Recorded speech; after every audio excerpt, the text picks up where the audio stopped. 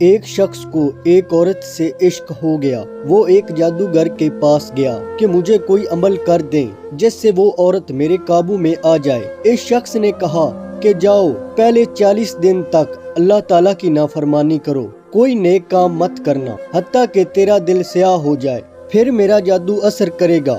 وہ بدبخت اللہ تعالیٰ کی نافرمانی کرتا رہا اور 40 دن کے بعد اس نے جادوگر سے آ کر کہا کہ میں نے تو کر دیا جو تو نے کہا تھا۔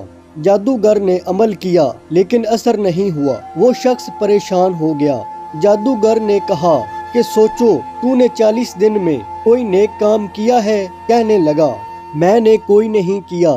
جادوگر نے کہا کہ میں نہیں مانتا، یہ ہو ہی نہیں سکتا، تو یہاں بیٹھ اور سوچ، تو نے کوئی نیک کام تو نہیں کیا۔ اس نے کہا کہ ایسا تو کوئی کام نہیں کیا، ہاں ایک دن میں جا رہا تھا، راستے میں پتھر پڑا تھا تو میں نے اٹھا کر سائیڈ پر کر دیا کہ کسی کو ٹھوکر نہ لگے۔ جادوگر کی آہ نکلی اور کہا لعنت ہے تجھ پر، تو ایسے کریم رب کا نافرمان ہونا چاہتا ہے جس نے تیری ایک چھوٹی سی نیکی پر تیرے ایمان کو سلامت رکھا۔ جادوگر نے کہا کہ میرا جادو چلتا ہی اس وقت ہے جب ایمان رخصت ہو جائے، تو توبہ کرو اور میں کلمہ پڑھتا ہوں۔